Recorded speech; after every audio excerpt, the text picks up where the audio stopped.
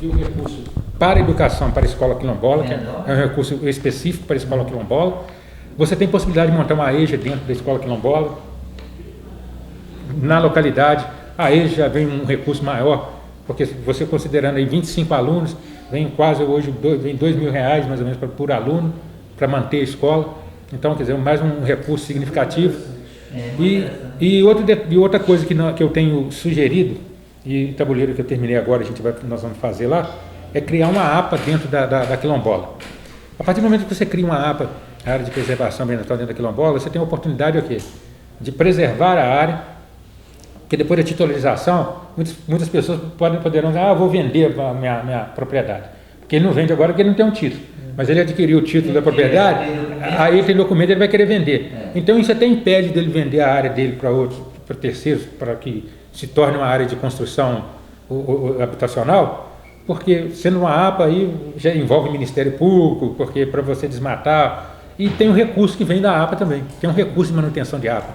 Hoje não sei a área lá, mas uma área mínima aí vem R$3.000, R$4.000 por mês de manutenção da APA. Então é um investimento que você pode fazer também dentro, além dos recursos que vem de escola quilombola, que você pode aproveitar da escola quilombola e colocar um posto de saúde, que vem um recurso também para o posto de saúde de área quilombola. Que sempre são verbas carimbadas, mas o que você gasta hoje da sede lá na área quilombola, aí você já não vai ter aquele gasto, aí sobra mais recursos para investir aqui, né? Pode ampliar a melhoria da qualidade de vida. Essa é uma das situações que nós podemos estar trabalhando e fazendo todo o acompanhamento dentro dessa organização. Por que a gente tem feito isso, tem tido essa preocupação? Uma, porque essas pessoas estão acostumadas a trabalhar na terra, na agricultura familiar, e a Zona da Mata foi concebida para isso. A Zona da Mata foi concebida para a agricultura familiar, para a agricultura, para fornecer alimentos nas terras auríferas. E a Zona da Mata é de área de terra fértil, e nós não sabemos o que poderá acontecer com essas quilombolas daqui a uns tempos. Pode acontecer uma desapropriação via governo do Estado para fornecer com a indústria, já que eles não têm titularidade da terra. Hoje o prefeito tem interesse na regularização, mas pode entrar um prefeito que não tem interesse, vamos fazer o contrário, vamos acabar com isso. Então, a gente tem essa preocupação nesse sentido. E hoje tem o apoio da OAB, tem o apoio da Universidade Estadual de Minas Gerais, que é a mantenedora por parte do Estado. A Secretaria de Desenvolvimento Agrário, então todo esse desdobramento a gente tem acesso. Eu tenho já um contato muito bom com o secretário de Desenvolvimento Agrário, então todos os processos que a gente desenvolve, a gente vai fazendo um contato direto para que possa hoje estar realizando essas regularizações. Então, assim, é um trabalho bem minucioso, que o INCRA não aceita qualquer tipo de trabalho. Já teve algumas que foram encaminhadas e eles não aceitaram os argumentos, porque não é uma coisa assim tão simples. Você tem que comprovar com documentos, tem que ter uma linha de tempo, de formação de região, entender como que esses negros chegaram aqui, como é que esses negros chegaram aqui na região. Então, tudo isso você tem que fazer um rastreamento de documentos. E os documentos ficam distribuídos. Pra você ter uma ideia, dos índios aqui da região, no Museu de Berlim, da Alemanha, tem restos mortais. Tem uma amiga minha que fez doutorado, agora é da região de Piranga, ela fez doutorado em Ciências Naturais, ela concluiu o ano passado, e ela, descendente de alemão, foi em Berlim para pegar as informações, aí descobriu gravuras daqui dessa região. Vai ver onde que tem. Tem na Rússia. Aqui leva tudo embora. Leva tudo embora. Hoje eu compro materiais para desenvolver historiografia em Portugal. Materiais que são daqui de Minas Gerais. Eu compro e pago em euro, porque foram levados e hoje eles vendem para você arquivos, para você fazer pesquisa. Eu compro em Portugal, eu compro na Espanha. Na Rússia tem gravuras da região, essa região, micro-região de Viçosa e de Ubá. Gravuras de naturalistas que passaram por aqui. Tem um viajante inglês e uma viajante inglesa. Teve aqui a nossa região, mas aqui o problema da nossa história aqui é que eles... É Mariana Ouro Preto, Mariana Ouro Preto. Nasceu em Mariana Ouro Preto. A vida nasceu aqui, ficou aqui, não, nasceu. Porque tem mais Ibope. Esse é o problema da nossa história. E os livros de tom, porque na realidade tudo, até na criação de cartórios em 1889, tudo era registrado nos livros de tombo de igreja. Então registrava da forma que eles queriam. Era registrado todo, o nascimento, morte, o censo era feito tudo nos livros de tombo. Então, nascimento, morte, todas as negociações de terra eram registradas no livro de Toma. Então, a maioria foi para Mariana. E essa região... Em 64, tudo foi Mariana. Esse é o problema. E a história nossa foi Mariana. Biblioteca Nacional. Tem muita coisa aqui da região que está lá na Biblioteca Nacional. Absorveu tudo, né? Absorveu e foi tudo para a biblioteca. Alguma parte foi para a Biblioteca Nacional, outra parte está no Arquivo Público Mineiro. Então, vocês têm que recolher esses documentos para a gente poder... Aí tocou um assunto, Zé Carlos. Essa minha obsessão do Museu Municipal em Ipiranga, eles mandam, está tudo microfilmado. Essa documentação nossa, toda microfilmada. Isso é ótimo. E restaurada. Mas para vir para cá, precisa de um centro de memória, precisa ou de um museu, ou de um memorial municipal para eles mandar para cá. Porque particulares não vão mandar. Não manda, em particular não manda. E tem um custo lá, até o último lá era 20 mil reais, se não me engano, que eles falaram, não sei se hoje estão. Mas é preciso ter um centro de memória para vir para cá a documentação. E Ipiranga tem uma história muito rica, que inclusive a população que deu origem ao bar é daqui de Ipiranga. O Capitão Mor, quando chegou a Ipiranga, eu comentei isso com ele, quando o Capitão Mor, que é o Januário Carneiro, ele levou para o bar os profissionais de marcenaria, pedreiro, então, para construir a igreja matriz, que é a igreja de São Januário. Então foram os profissionais daqui que foram. E acabaram ficando por lá. Porque a Sesmaria, ele pegou e distribuiu uma parte das terras para os profissionais que foram para lá e acabaram ficando. E fundou a fazenda Boa Esperança, porque ele morava aqui, ele era um da Ordem de Cristo, aqui tinha o pentágono da fazenda Boa Esperança. Inclusive, a fazenda lá da Laje fica no centro dessa fazenda Boa Esperança. E ele colocou lá. E Boa Esperança, inclusive é o ginásio São José. Eu cuidei da memória lá agora há pouco tempo. Lá agora é um museu natural, transformado em museu natural. Quem cuidou da memória lá da organização da memória? E ele, quando ele estava para morrer, ele desejou ser enterrado, sepultado na matriz de Nossa Senhora da Conceição, ao lado do fundador, o João Amaro.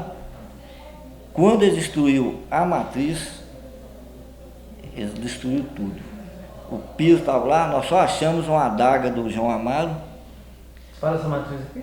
Eles arrebentaram tudo. E o Cesário Alvim, que é de Pinheiro Alto, que é aqui perto, o Cesário Alvim fez a vida política dele em Ubá. Na Fazenda Liberdade. Que tinha aqui a Fazenda Liberdade, ele fez a vida política dele em Ubá.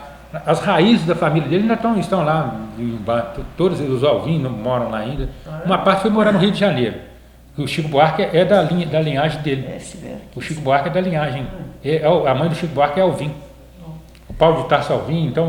O dia que foi inaugurado em 2011, acho que Zé Carlos estava lá, não estava na inauguração do museu lá em Pinheiros-Altos, Zé Carlos? Ele veio, o tio de Chico Buarque veio representando o Chico Buarque aqui. Porque eles são da árvore genealógica, Carneiro Alvim. Então, assim, é uma longa história. Mas a gente tem possibilidade de a gente fazer o estudo antropológico e dar andamento já na regularização.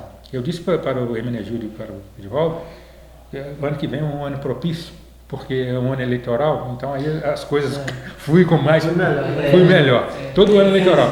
Embora eu tenha muito contato, eu tenho os contatos no governo do estado, o meu amigo, ele é subsecretário de assuntos parlamentares aí do governo Pimentel, então ele é meu vizinho, meu bar, então assim, eu tenho um trânsito muito bom, e em função até do meu trabalho também de ser de longa data, eu tenho um trânsito também.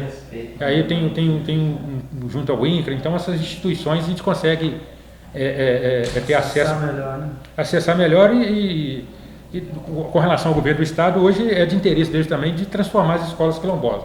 Mesmo as escola estadual ou escola municipal, aí tem que ser via projeto de lei. É isso que eu ia te perguntar, professor.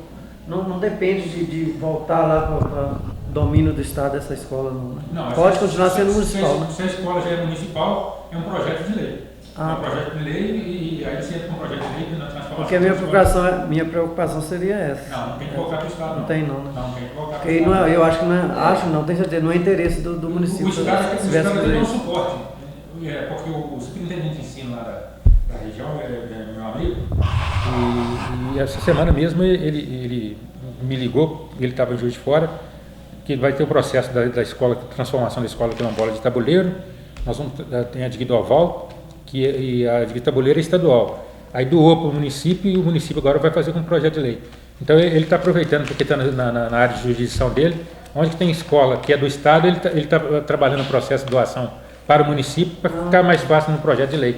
Porque num projeto de lei é mais fácil do que você ter que passar pelo processo do Estado, aí tem que ficar pedindo bênção um monte de gente.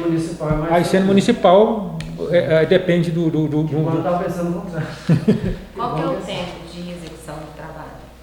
Do trabalho, algo em torno de uns 90 dias, 90, 120 dias. Disso é depois de quanto tempo? O retorno, para lhe ser franco, à medida que estiver pronto e der entrada no INCRA, no processo já de regularização dela... Eu preciso ser aprovado lá ou não, só da gente fazer o estudo já caracteriza? Você faz o estudo e dá entrada no INCRA para aprovar, porque depois o INCRA tem um processo. O processo do INCRA demora 6, 7, até 8 meses, o processo dentro do INCRA.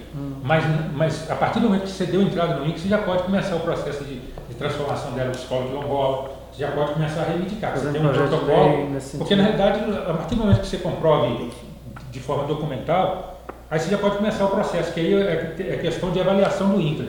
O INCRA vai fazer um processo de avaliação. Quando a cidade tem muita dificuldade, tem dificuldade porque tem muitos moradores no entorno, aí tem pessoas que invadiram a terra, que me parece que não é o caso daqui, então aí o processo é mais simplificado.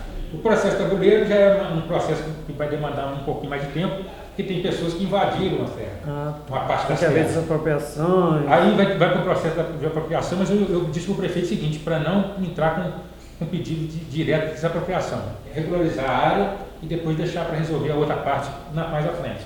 A Guidoval tem uma situação a mesma, e tem também uma parte que foi invadida. Então aqui como não tem, então o processo no INCRA não vai ser um processo tão traumático. E depois que você fizer esse processo no INCRA, você faz essa captação também?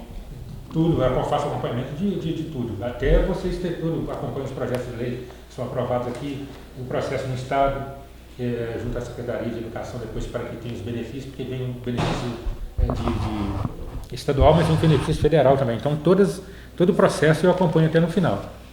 Até no final em relação à Secretaria da Cultura também. Teria algum benefício nesse sentido? Secretaria da Cultura tem, porque nós podemos fazer uma recuperação da história cultural da área. Porque aí você pode captar recursos, porque hoje estão dando muito acesso hoje a recursos para áreas de remanescente indígena, quilombola, que antes ficavam muito centralizados só nas capitais. Hoje estão dando acesso ao interior. Então, a recuperação da memória. Estão pulverizando mais. Então, tem como a gente fazer um processo. As festas, por exemplo. Eu fiz lá no Alto Jequitinhonha a recuperação de um estudo da festa do Rosário lá. Aí nós recuperamos a festa do Rosário. E dentro da festa do Rosário recuperamos o Consulite Reis, recuperamos o Congados. Lá na nossa comunidade, né, Edivaldo, de Santo Antônio dos Quilombolas. O Congados. Demais, né? Porque a gente vai fazendo o processo de recuperação. Porque muitas dessas comunidades tinham essas manifestações de festa do Rosário, que a festa do Rosário, na realidade, nunca teve Nossa Senhora do Rosário. Ela foi criada com a vinda dos negros para o Brasil. Ela foi criada, a Nossa Senhora do Rosário. Que eles aprenderam a rezar o Rosário na África, com os dominicanos, que todas as religiões, o hindu usa o conto de lágrimas, os muçulmanos usam o conto, e o católico usava o conto de lágrimas para rezar o Rosário. E lá eles rezavam o Rosário, por isso que eles trouxeram o Brasil o terço, e eles trouxeram a figura de Nossa Senhora do Rosário, e criou a figura de Nossa Senhora do Rosário como a protetora dos negros.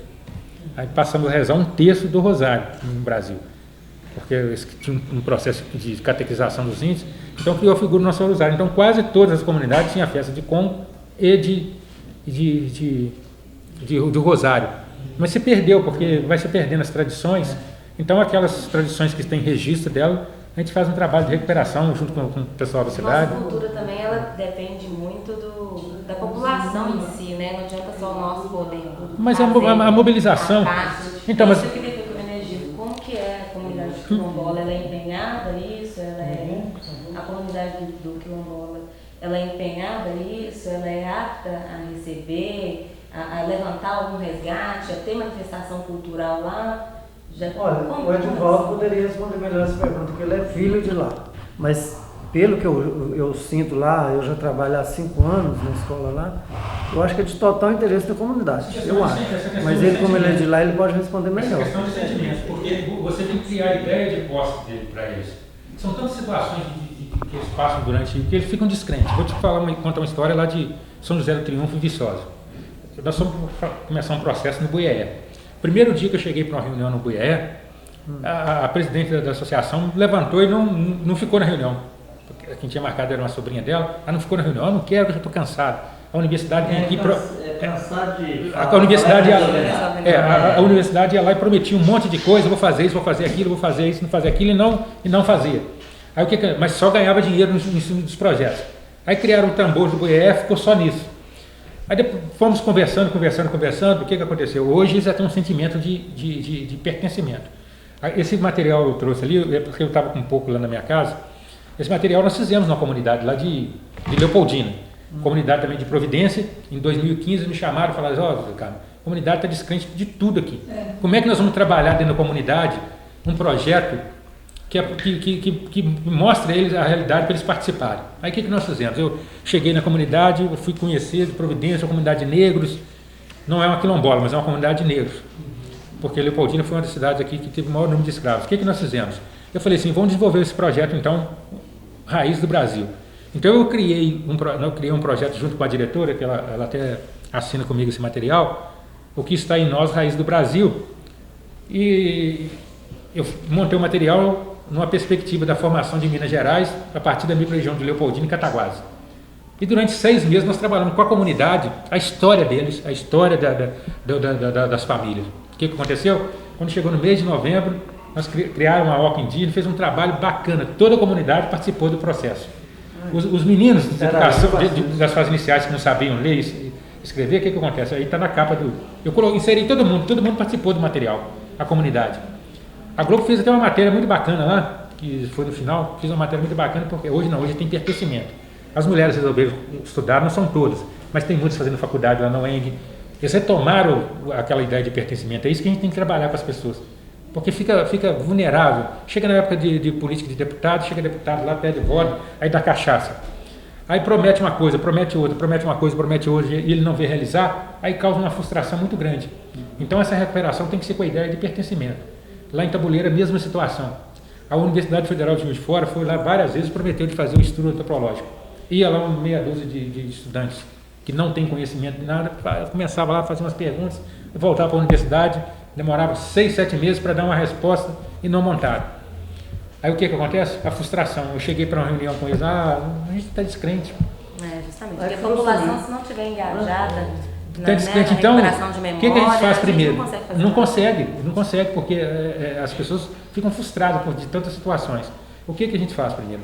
A gente não vai fazer uma reunião, vou lá para conhecer, não vamos fazer uma reunião com eles. Primeiro a gente vai montar um estudo antropológico. Depois que tiver pronto o estudo antropológico, a gente faz uma reunião com todos eles e vamos falar, o estudo antropológico está pronto aqui, apresenta o estudo, porque você tem que ver, as pessoas gostam de ver, está aqui pronto, agora nós vamos fazer todo esse processo. Aí vamos fazer todo esse processo agora.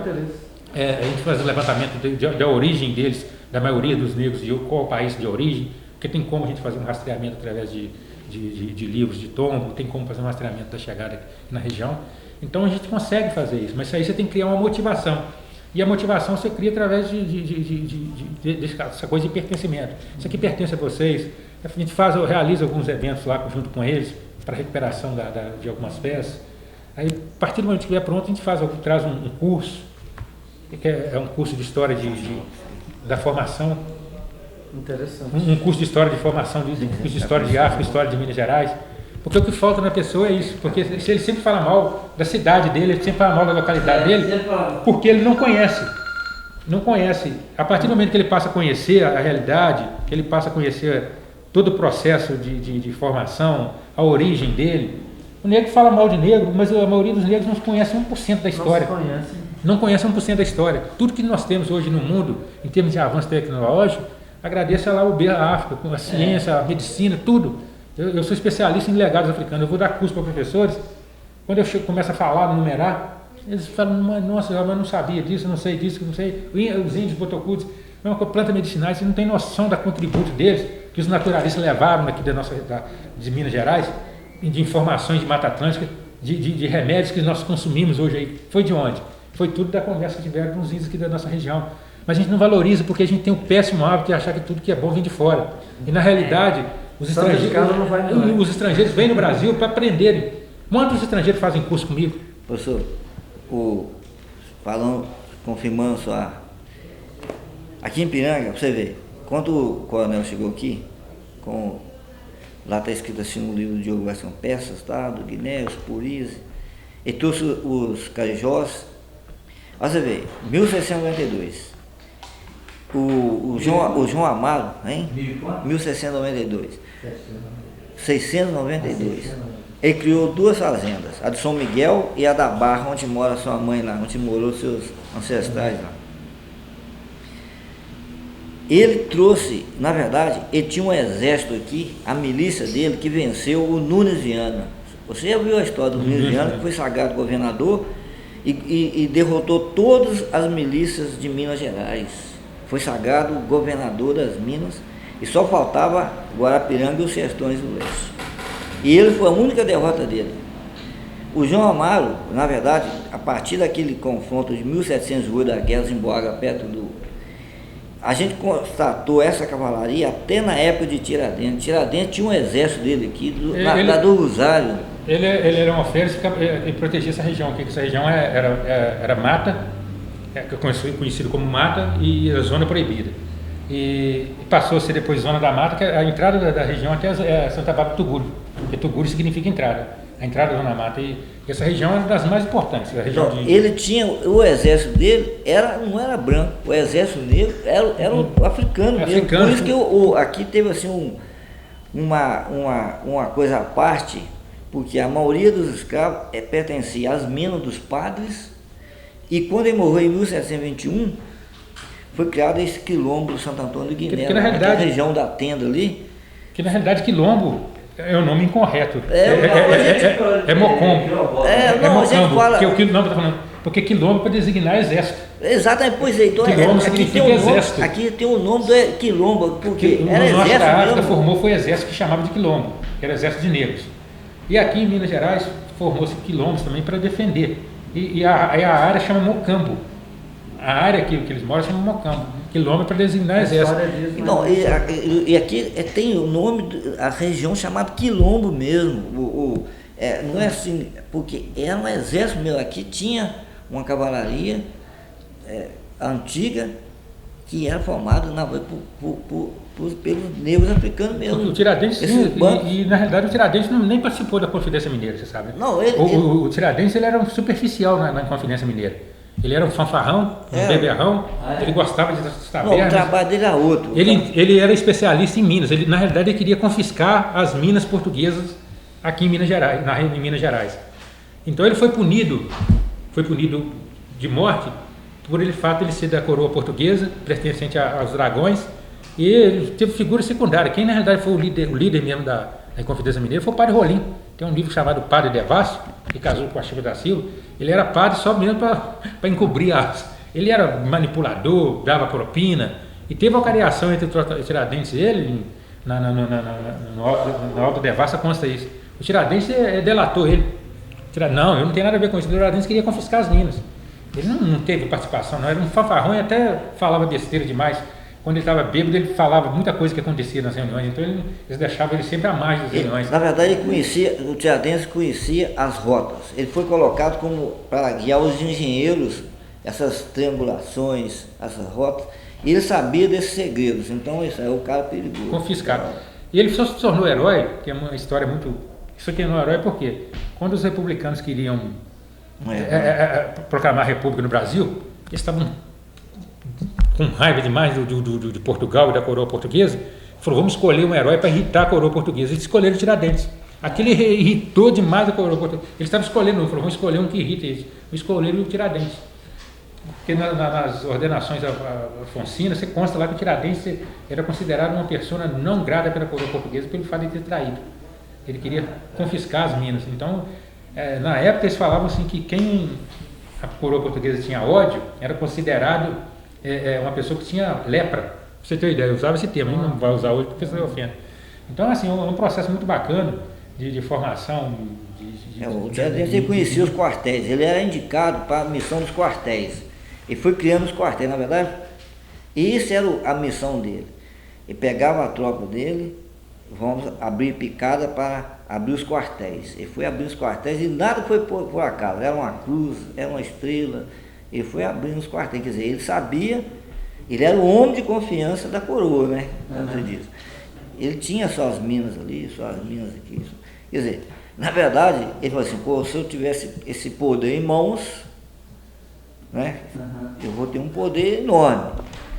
Agora, a Inconfidência Mineira, na verdade, não foi para frente. Ele falou uma coisa certa, não foi para frente porque faltou comando do exército, da raça que se libertasse, ia tomar realmente o poder em Minas, mas na realidade, que era a cavalaria africana. Mas na realidade os negros desse período é outra situação complexa e que precisa de um revisionismo histórico. Nós tínhamos em Minas Gerais uma população de 2.300.000 habitantes no final de 1872. 85% da população é negra. Eu tenho documentos que comprovam, porque a coisa se comprova com documentos, que a população negra não era toda ela escrava, era apenas um percentual. Onde que tinha o maior percentual de escravos, na região Leopoldina, a Juiz de Fora, que é aquela região de São João do Nepomuceno, que tudo ali pertencia a Leopoldina, que era 37%. As outras regiões, o percentual de negros escravos era muito pequeno. Os negros eram donos de minas, tinha negros que eram de escravos. Para você ter uma ideia, eu tenho um material lá de 1770, de Diamantina, e já tinham mulheres negras que eram donas da sua própria casa e tinham a própria renda. O que aconteceu foi o seguinte, de confisco de terras de negros aqui. O primeiro confisco de terras foi com a lei de terras em 1850, tomaram as terras que pertenciam a negros. O segundo confisco, primeiro confisco mesmo. O primeiro confisco foi o dinheiro que os negros tinham no Banco do Brasil. Em 1823, quando Dom João voltou, ele levou a fortuna que estava no Banco do Brasil. A maior parte da fortuna que estava era de negros e fazendeiros de Minas Gerais. Ele levou toda essa fortuna, aí os negros ficaram sem nenhum dinheiro. Em 1850 criaram a lei de terras. O sujeito que era escravo, que vinha, mesmo que os filhos dele nasciam no Brasil, era considerado estrangeiro. Aí não podia possuir terra. Aí essas terras foram confiscadas. E o terceiro momento foi justamente com a proclamação da República, criaram o cartório. Aí ele chegava na propriedade, teve o tratado luso-português, cadê a titularidade da sua terra? Foi o que aconteceu com a maioria dos quilombolas, eles não conseguiram dizimar. Aí eles, cadê a propriedade? Cadê a titularidade? Você não tem? Aí aquela terra era confiscada e era doada para a igreja, e a Sesmaria começa já, desde 1780, já começa a distribuição de Sesmaria, que foi nesses tratados que aconteceram. Então, assim, tem uma história muito, muito cruel e rica ao mesmo tempo, que os negros já eram possuidores de terra. Haja visto que a Chica da Silva, que na realidade que é Diamantina, que é uma das mais famosas, ela teve um filho, Simão, que participava da corte. O Simão, o primeiro filho dela, aliás, não teve uma Chica da Silva, teve duas. Quilombo de Ambrósio. O quilombo de Ambrósio dizimaram tudo, dizimaram o quilombo de Ambrósio, e levaram anos para dizimar o quilombo de Ambrósio, porque era um quilombo muito forte. E na realidade, esses quilombos eram dizimados por causa do alimento, porque eles tinham um modo de produção primitivo, mas tinha produção de alimentos aqui, e faltava alimento na produção na região de ouro. Chico Rei foram vários Chico Reis que criaram assim a figura. Então, assim, é um processo muito, muito, muito bacana. Essa região aqui é uma das mais antigas que nós temos em Minas Gerais, uma riqueza histórica muito grande, e aí, iniciando esse processo, a gente faz o estudo antropológico aqui da quilombola e damos encaminhamentos, mas aí nesse caso, igual eu lhe falei, primeiro a gente faz todo o trabalho, aí já vamos apresentar o trabalho, e dentro do trabalho eu consigo localizar e fazer um registro de festas que já aconteceram, e através desse processo a gente vai enriquecendo, porque até na realidade as manifestações que tem dentro dos quilombos, ela vem dos reinos, né, os quilombos, eles retratam a história dos reinos africanos, que foi do Império Congo, nos maiores reinos, da história da humanidade. Então tem todo um processo histórico também que vem de África. Então isso a gente passa para eles através do estudo. E por coincidência, eu fechei com ele ontem, o maior especialista em Império Congo, a terceira geração de Império Congo no mundo. É o Patrício Matsimba, que é um angolano, e ele vem no ano que vem ficar 2 dias em Viçosa. Nós vamos fazer 2 seminários. Então vai ser maio. Então a gente pega um grupo do Congado aqui, do quilombola, e ouve, para ouvi-lo falar do Império Congo, porque ele é um especialista, a pessoa vai ter uma noção, não, nós viemos de origem de reinados, somos de reino, de reis e rainhas, Porque é difícil para eles acreditarem nesse universo, porque eles não conhecem a história. Que a primeira ideia de reis e rainhas que tem é na África e no continente africano. O povo europeu comia gente. Na Europa tinha transformações glaciais, então não tinha. Onde se plantava alimento, a região do mundo era lá no continente africano, aquela região que a cartografia mudou.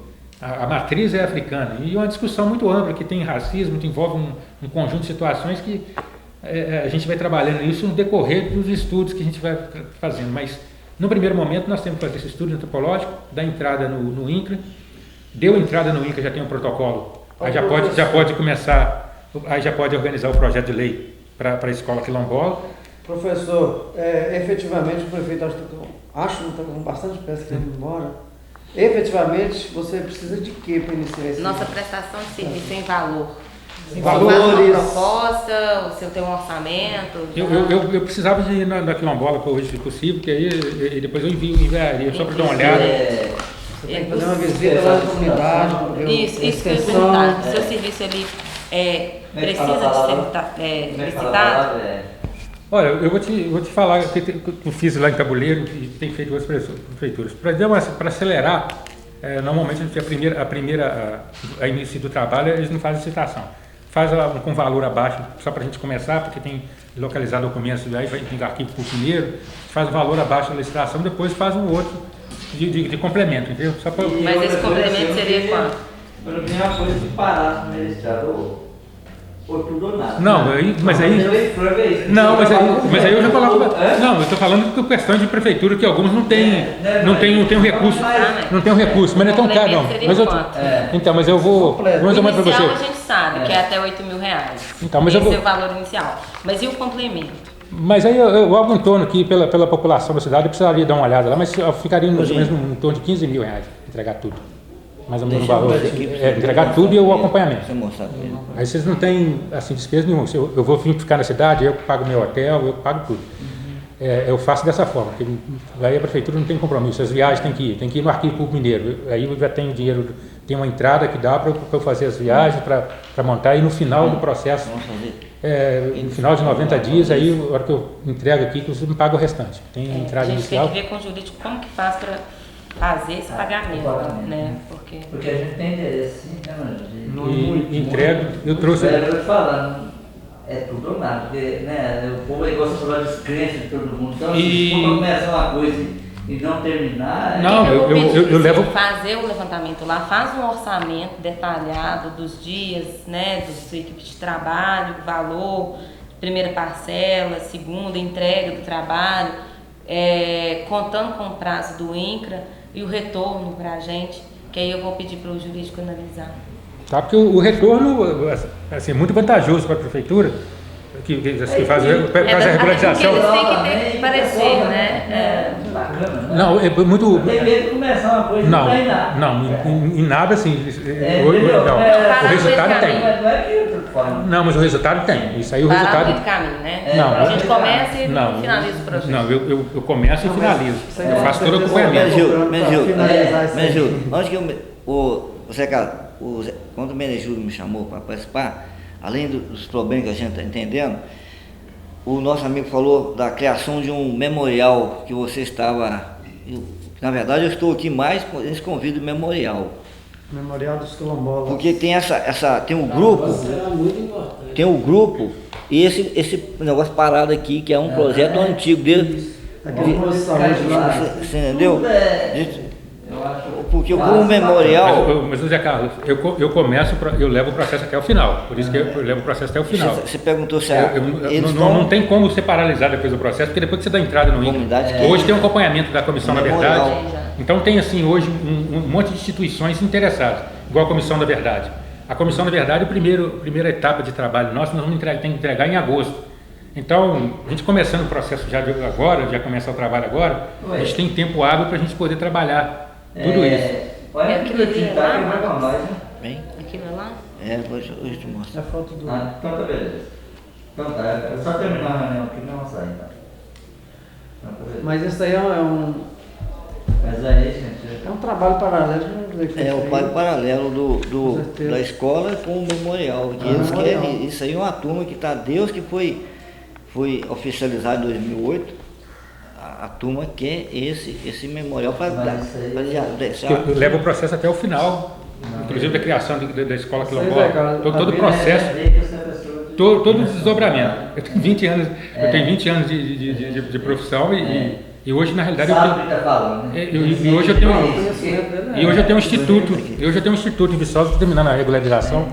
Eu fundei um instituto em Viçosa. A escola aqui está aqui. E tem uns trânsitos também, tem trânsito muito bom. Embora não seja político, mas a gente faz. Mas eu tenho trânsito, eu transito com todo mundo.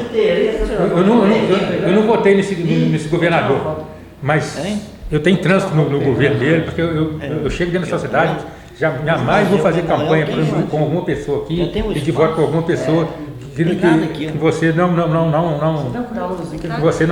não esteja com ele. Eu preciso falar ali com o pessoal ali. Aí você tem acesso ali, você está fazendo trabalho lá, então seja meu intermediário. Mas eu nunca me meto em política em lugar nenhum. Eu gosto de política, leio sobre política, é minha coisa da minha produção. Isso, pode ficar que você dê uma. E eu vou fazer isso, aí eu envio o orçamento, pego o e-mail, envio o orçamento. E se você quiser dar andamento, a gente começa agora, de imediato. Você está perguntando? Aqui está a escola, tá vendo? Aqui é a escola lá. E aqui está uma unidade fechada que pertence a ele. E eles querem que faça o memorial, tipo, ficar lá igual com trabalho, tudo lá. Uma sede dos quilombolas, como se diz, da célula, da oficialização. E é da prefeitura, não fica fácil. Já aproveita, já que vai fazer regularização, já faz tudo. Uma sede com todas as histórias, seus livros, os livros que nós temos, documentação, para eles ser os alunos ser uma biblioteca. Isso, então, uma biblioteca. Me voltar com o orçamento. Eu envio amanhã mesmo o orçamento, se vocês já quiserem dar início. Porque na realidade. Não, porque é isso até que eu sugiro que já comece o ano já trabalhando isso, para que nós tenhamos, aproveitemos o ano eleitoral, porque aí as coisas caminham, flui mais, e aproveitando também a Comissão da Verdade, porque eu sou membro da Comissão da Verdade, mas tem um grupo de advogados dentro da Comissão da Verdade, que na realidade é o AB, que acompanha o processo no INCRA. A gente acompanha esse processo no INCRA. Exatamente o que eu já vou falar aqui. Então é assim, tem alguns facilitadores. Deve ter lido, né? E aí eu vi e tá.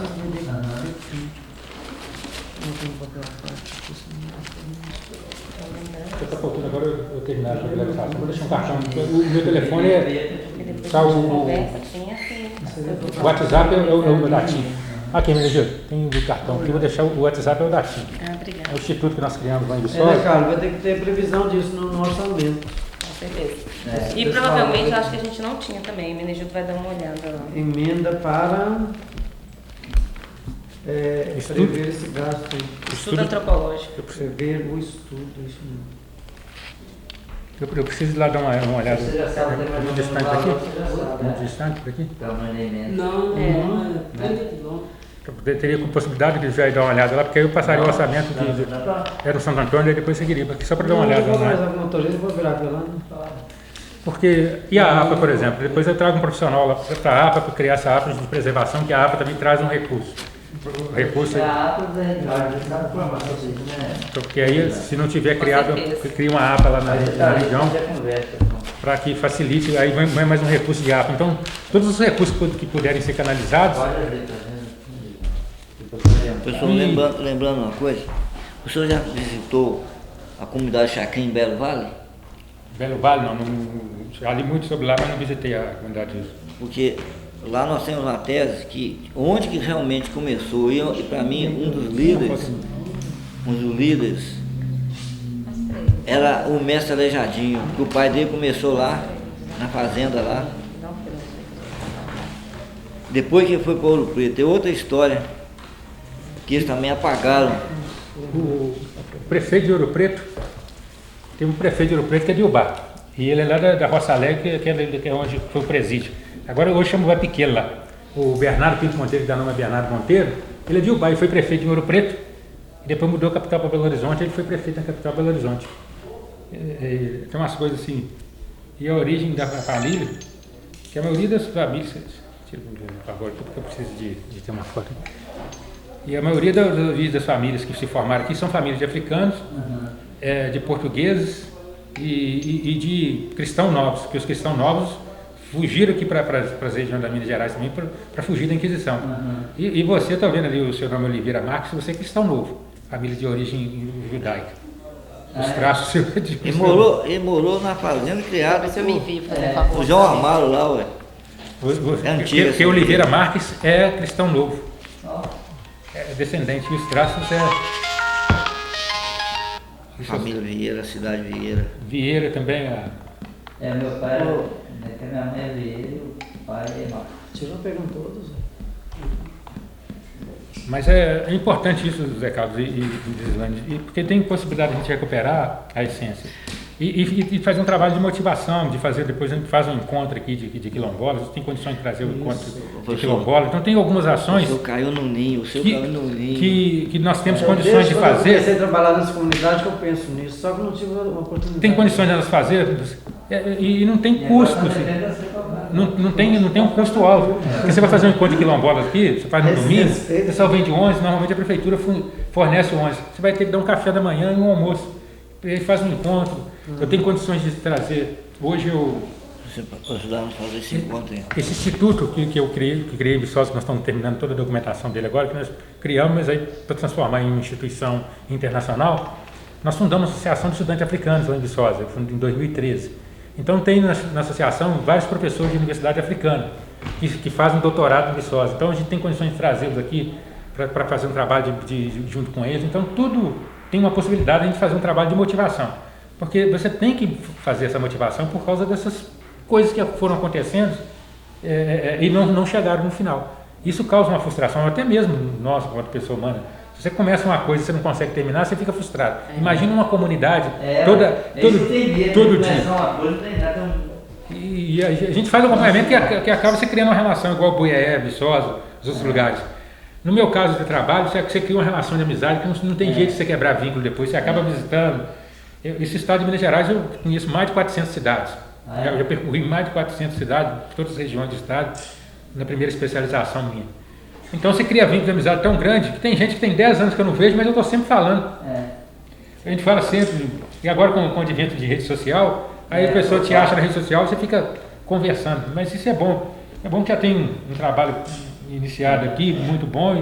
Você tem um conhecimento muito bom da história isso fortalece. Já está, na verdade, o que realmente falta, por exemplo, o que falta não é o que parou, quando foi oficializado, ter a parte burocrática e o apoio do poder público. Realmente o poder público é muito importante porque, igual você falou, estou cansado. Todas as comunidades quilombolas aqui estão realmente cansadas. Todo mundo está cansado, você sabe disso. É porque falta... Você tem uma ideia, só para finalizar, para você poder viajar, lá de Viçosa, que a gente está trabalhando agora, vamos regularizar, nós conseguimos motivação para eles estudarem. Tinha música que não queria nem estudar, achava que a universidade era só para rico.